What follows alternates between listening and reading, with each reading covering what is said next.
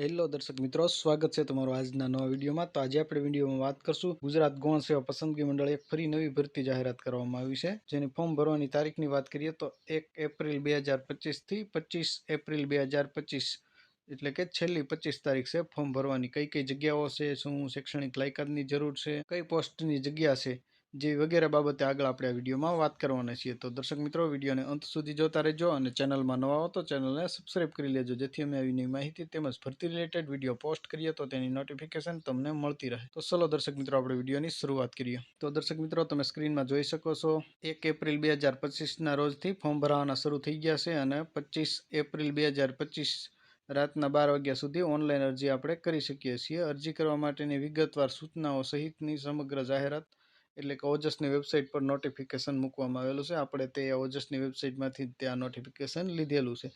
તમારે વધારે અભ્યાસ કરવો હોય તો તમે ત્યાંથી નોટિફિકેશન ડાઉનલોડ કરી અને તેનો વધારે અભ્યાસ કરી શકો છો। તેમ છતાં આપણે આ વિડીયોમાં જે અગત્યની માહિતી છે બધી જ કવર કરી લેવાના છીએ।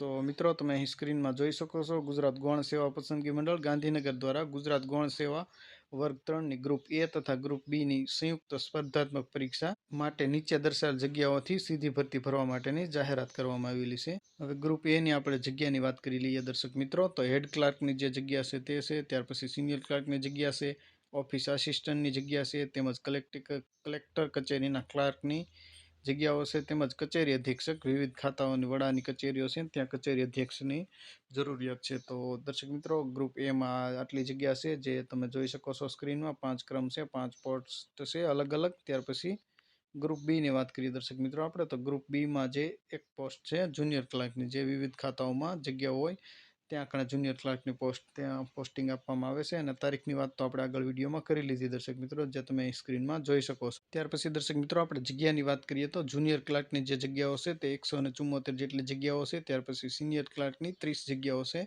હેડ ક્લાર્કની 21 જગ્યા છે, ઓફિસ આસિસ્ટન્ટની 11 જગ્યા છે, તેમજ જુનિયર ક્લાર્ક કલેક્ટર કચેરીના 106 જગ્યા છે અને કચેરી અધ્યક્ષની 1 જગ્યા છે। આમ કુલ 343 જેટલી જગ્યાઓ છે। ત્યાર પછી દર્શક મિત્રો, આપણે વય મર્યાદાની વાત કરી લઈએ, ઉંમરની વાત કરી લઈએ તો ઉંમર જાહેરાતમાં દર્શાવેલા અરજી સ્વીકારવાની છેલ્લી તારીખના રોજ ગણવામાં આવશે। અરજી કરવાની છેલ્લી તારીખના અર્થાત 25/4/2025ના રોજ ઉમેદવારની ઉંમર 20 વર્ષ પૂર્ણ કરેલી હોવી જોઈએ અને વધુમાં વધુ 45 વર્ષ હોવી જોઈએ। 45 વર્ષથી વધારે જે વ્યક્તિની ઉંમર છે તે આમાં ફોર્મ ભરી શકશે નહીં। ત્યાર પછી દર્શક મિત્રો, આપણે ઉંમરમાં છૂટછાટ એટલે કે વયમર્યાદામાં છૂટછાટની વાત કરીએ તો સરકારના નિયમો પ્રમાણે દિવ્યાંગોને 10 વર્ષની મહત્તમ છૂટછાટ આપવામાં આવશે, પણ વધુમાં વધુ 45 વર્ષ 45 વર્ષથી જે લોકોની ઉંમર વધારે થઈ ગઈ છે તે લોકો આમાં ફોર્મ ભરી શકશે નહીં। ત્યાર પછી આપણે શૈક્ષણિક લાયકાતની વાત કરી લઈએ દર્શક મિત્રો, તો ઉમેદવાર ભારતના કેન્દ્રીય અથવા રાજ્યના અધિનિયમથી અથવા તે હેઠળ સ્થપાયેલી યુનિવર્સિટી પૈકી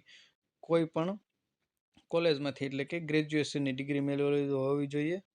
તમે કોલેજ પાસ કરેલા હોવા જોઈએ। જે લોકોએ કોલેજ પાસ કરેલી છે તે આ ભરતીમાં ફોર્મ ભરી શકે છે। ત્યાર પછી દર્શક મિત્રો, આપણે પગાર ધોરણની વાત કરી લઈએ તો સૌપ્રથમ આપણે હેડ ક્લાર્કની વાત કરીએ તો હેડ ક્લાર્કની જે જગ્યા છે તેમાં 40,800 રૂપિયા પગાર આપવામાં આવશે। પ્રથમ 5 વર્ષ સુધી મળવાપાત્ર ફિક્સ પગાર છે। ત્યાર પછી 5 વર્ષ પૂર્ણ થઈએ સંતોષકારક ફરજ બાદ પગાર વધારો કરવામાં આવે છે અને ફૂલ પગારમાં આપવામાં આવે છે। ત્યાર પછી સિનિયર ક્લાર્કની વાત કરીએ આપણે તો 26,000 ફિક્સ પગાર 5 વર્ષ સુધી આપવામાં આવે છે। ત્યાર પછી ઓફિસ આસિસ્ટન્ટ જે સચિવાલય તથા ગુજરાત જાહેર સેવા આયોગમાં જે ઓફિસ આસિસ્ટન્ટ હોય છે તેમને 26,000 પગાર આપવામાં આવશે। પ્રથમ 5 વર્ષ સુધી મળનાર ફિક્સ પગાર રહેશે। તેમજ કલેક્ટર કચેરીના ક્લાર્ક જે છે તેમને પણ 26,000 ફિક્સ પ્રથમ 5 વર્ષ માટે રહેશે। અને ત્યાર પછી જુનિયર ક્લાર્ક વિવિધ ખાતાના વડા તેમને પણ 26,000 5 વર્ષ માટે ફિક્સ પગાર આપવામાં આવશે।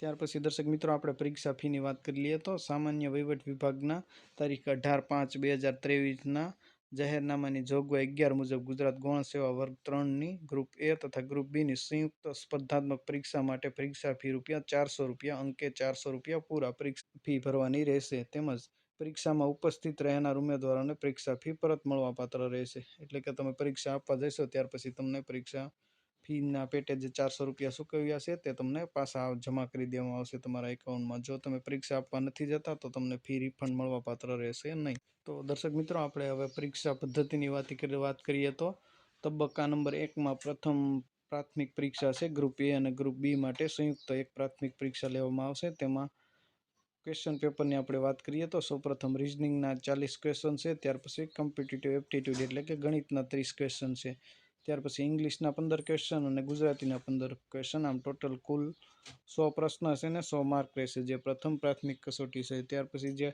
લોકો પ્રાથમિક પરીક્ષામાં પાસ થાય છે તેમને મેઇન્સ મુખ્ય પરીક્ષા આપવાની હોય છે, તેની આપણે આગળ વિડીયોમાં વાત કરીએ. તો મિત્રો તમે સ્ક્રીનમાં જોઈ શકો છો તબક્કા નંબર 2 મુખ્ય પરીક્ષા. તેમાં પ્રથમ તબક્કાની પરીક્ષા બાદ સામાન્ય વહીવટ વિભાગના જાહેરનામા મુજબ ગ્રુપ એ માટે વર્ણનાત્મક, જ્યારે ગ્રુપ બી માટે MCQ, OMR અથવા કોમ્પ્યુટર બેઝ રિસ્પોન્સ ટેસ્ટ એટલે કે CBRT પદ્ધતિથી સ્પર્ધાત્મક પરીક્ષા લેવામાં આવશે. મુખ્ય પરીક્ષા અંગેની વિગતો આ સાથે સામેલ એપેન્ડિક્સ બી મુજબ તથા પરીક્ષાનો અભ્યાસક્રમ એપેન્ડિક્સ B1 તથા એપેન્ડિક્સ B2 મુજબ રહેશે. એટલે કે જે મુખ્ય પરીક્ષા ગ્રુપ એ ની આપવાની છે તેનો વિગતવાર અભ્યાસક્રમ છે તે ઓજસની વેબસાઇટ છે તેના નોટિફિકેશનમાં નીચે આપેલી છે, તો ત્યાંથી તમે દર્શક મિત્રો જોઈ શકશો. તો દર્શક મિત્રો ઓજસમાં એક આ નવી ભરતી આવી છે. આશા રાખો આ વિડીયો તમને પસંદ આવ્યો હશે. વિડીયો પસંદ આવ્યો તો વિડીયોને લાઇક, શેર અને ચેનલને સબસ્ક્રાઈબ કરવાનું ભૂલતા નહીં.